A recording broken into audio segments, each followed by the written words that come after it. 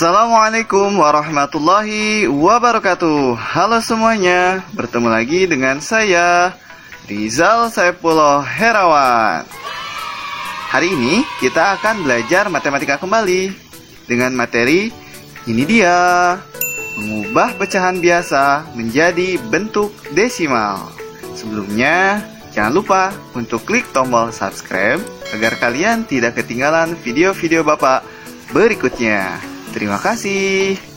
Langsung saja kita bahas materinya sekarang.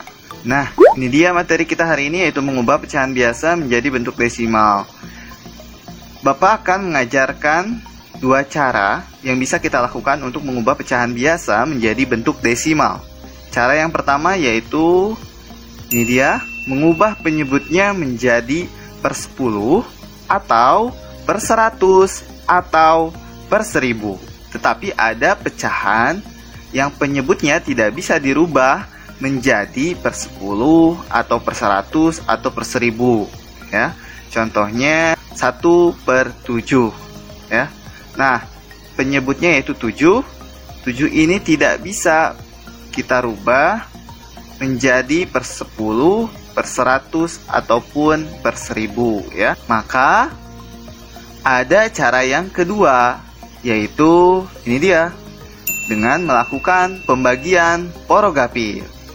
Untuk lebih jelasnya nanti kita akan simak dengan contoh-contoh latihan soal. Langsung saja kita coba pembahasan cara yang pertama, yaitu dengan mengubah penyebutnya menjadi per 10, per 100 atau per 1000.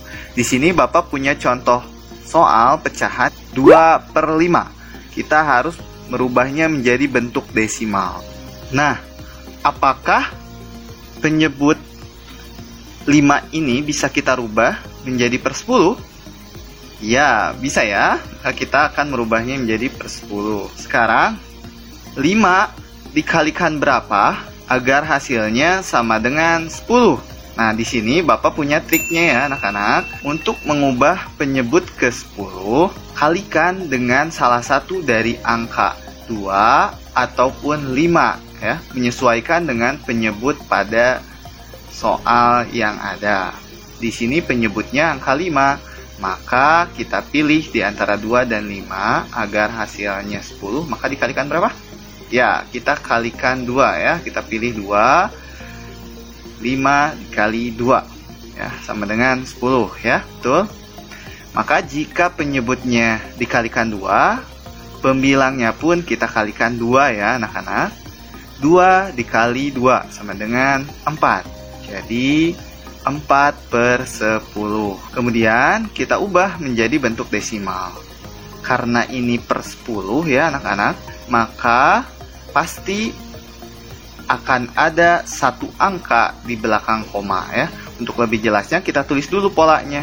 Nah, kan ada satu angka di belakang koma ya. Karena di sini pembilangnya 4, maka kita tulis 4 ya. Karena pembilangnya hanya 1, yaitu 4 saja, maka kita tambahkan di depannya yaitu 0. Jadi 2 per 5 sama dengan 0,4. Kemudian kita masuk ke contoh yang kedua. Di sini ada pecahan 32 per 25. Apakah penyebutnya bisa kita rubah menjadi per 10? Tidak ya. Berarti kita bisa merubahnya menjadi per 100 ya. Nah, sekarang 25 kali berapa agar hasilnya 100? Nah, Bapak di sini ada triknya juga, yaitu untuk mengubah penyebut ke 100, kalikan dengan salah satu dari angka 2, 4, 5, dan 25. Kalian bisa pilih ya, menyesuaikan dengan penyebut pada soal yang ada. Di sini penyebutnya yaitu 25. Berarti dikalikan berapa agar hasilnya menjadi 100? Kalikan berapa yo? Ya, betul ya, kita kalikan 4. Ya. Karena 25 dikali 4 sama dengan 100. Jika penyebutnya dikalikan 4, maka pembilangnya pun kita kalikan 4. Sekarang kita kalikan. 32 dikali 4, berapa ya hasilnya? Ya, betul. 128 ya. Jadi 128/100. Sekarang kita rubah menjadi bentuk desimal.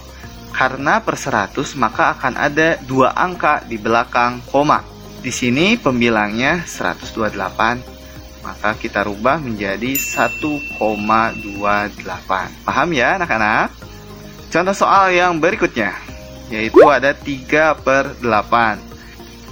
Karena pecahannya per 8, maka apakah bisa dirubah menjadi per 10? Tidak ya. Apakah bisa dirubah menjadi per 100? Tidak. Maka kita rubah menjadi per 1000. Kita coba ya. Nah, sekarang 8 kali berapa agar hasilnya sama dengan 1000? Di sini Bapak punya triknya juga. Untuk mengubah penyebut ke 1000, kalian bisa mengalihkan dengan salah satu angka, yaitu 2, 4, 5, 8 atau 125 ya. Nah, sekarang 8 kali berapa agar hasilnya 1000? Nah, kira-kira kalikan 8 apakah bisa? Jauh-jauh ya, masih kurang. Maka kita coba kalikan dengan 125. Nah, ya. Nah, 8 dikali 125 sama dengan 1000 ya. Jika penyebutnya dikalikan 125, maka pembilangnya pun kita kalikan 125. Sekarang kita kalikan 3 kali 125 adalah, ya betul, 375. Kita rubah ke bentuk desimal ya. Karena per 1000 maka akan ada 3 angka di belakang koma ya.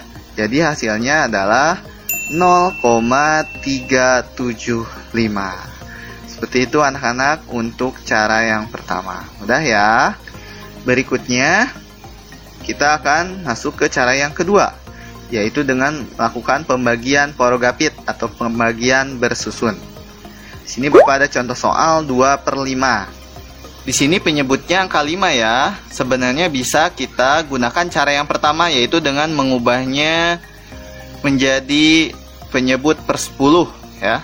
Tapi kita akan coba melakukan dengan cara yang kedua, dengan pembagian porogapit. Langsung saja kita bagi pembilang dengan penyebutnya ya. 2 dibagi 5 tidak bisa ya, karena 2 lebih kecil dari 5, maka kita tambahkan 0. Kemudian jika di sini tambahkan 0, maka yang di atasnya pun kita tambahkan 0, ya, untuk di awal seperti ini. Kemudian sekarang bisa kita bagi 20 dibagi 5 sama dengan 4. Kemudian kita kalikan 4 kali 5 sama dengan 20. Lalu kita kurangi 20 kurangi 20 sama dengan 0 ya. Maka hasilnya adalah 0,4. Kita tulis ulang, jadi 2/5 sama dengan 0,4. Seperti itu ya anak-anak. Kemudian contoh soal yang berikutnya 1/4. Nah, kita akan lakukan pembagian porogapit kembali. Langsung saja kita bagi 1 dibagi 4. Tidak bisa ya, karena 1 lebih kecil dari 4, maka kita tambahkan 0 ya. Jika di sini tambahkan 0, maka di atasnya pun kita tambahkan 0, ya, kalau di awal. Sekarang kita bagi 10 dibagi 4 berapa ya? Atau 4 dikalikan berapa yang hasilnya sama dengan 10 atau mendekati 10? Ya, betul, kita kalikan 2 ya. 2 dikali 4 sama dengan 8. Lalu kita kurangi 10 kurangi 8 sama dengan 2 ya. Kemudian 2 dibagi 4, apakah bisa? Tidak ya, maka kita tambahkan 0. Lalu 20 dibagi 4, hasilnya adalah 5 ya. Kemudian 5 kita kalikan 4, hasilnya 20. Lalu kita kurangi 20 kurangi 20 sama dengan 0. Jadi hasilnya adalah 0,25. Kita tulis ulang ya. Jadi 1/4 sama dengan 0,25 ya. Berikutnya contoh soal yang terakhir, yaitu 2/3 ya.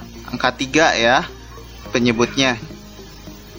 Seperti tadi yang dijelaskan di awal, untuk penyebutnya yang 3 atau 7, kita tidak bisa mengubahnya menjadi per 10, per 100, atau per 1000. Maka kita untuk angka atau penyebutnya yang 3 seperti ini harus melakukan pembagian porogapit ya anak-anak. Nah, langsung saja kita bagi pembilang dengan penyebutnya. 2 dibagi 3 ya. Karena 2 lebih kecil dari 3 maka kita tidak bisa membaginya. Maka harus ditambahkan 0. Yang atasnya pun harus tambahkan 0, ya. Lalu 20 dibagi 3 atau 3 kali berapa yang hasilnya sama dengan 20 atau mendekati 20. Jangan sampai kelebihan ya. Ya, betul. Adalah 6 ya. Kita kalikan 6. 6 kali 3 itu hasilnya adalah 18. Lalu kita kurangi anak-anak, 20 kurangi 18 sama dengan 2 ya. Berikutnya kita bagi lagi 2, apakah bisa dibagi 3? Tidak ya, karena 2 lebih kecil dari 3. Maka kita harus tambahkan 0 lagi. 20 bagi 3 apakah bisa? Bisa ya sekarang ya. Nah, hasilnya berarti 6. Dan kita kalikan lagi 6 kali 3 yaitu 18. Kita kurangi lagi, 20 kurangi 18 sama dengan 2. Kemudian 2 bagi 3 lagi, tidak bisa, kita tambahkan 0. Maka 20 dibagi 3 hasilnya adalah 6 juga ya. 6 dikali 3 sama dengan 18. Kita kurangi 20 kurangi 18 sama dengan 2. Seterusnya akan seperti ini ya anak-anak hasilnya. Maka kita cukupkan saja sampai di sini karena kita hanya akan mengambil 2 angka di belakang koma ya. Di sini hasilnya adalah 0,666 ya. Kita akan membulatkan 2 angka di belakang koma ya. Maka hasilnya adalah 0,67. Kita tulis ulang, jadi 2/3 sama dengan bentuk desimalnya adalah 0,67. Seperti itu anak-anak ya.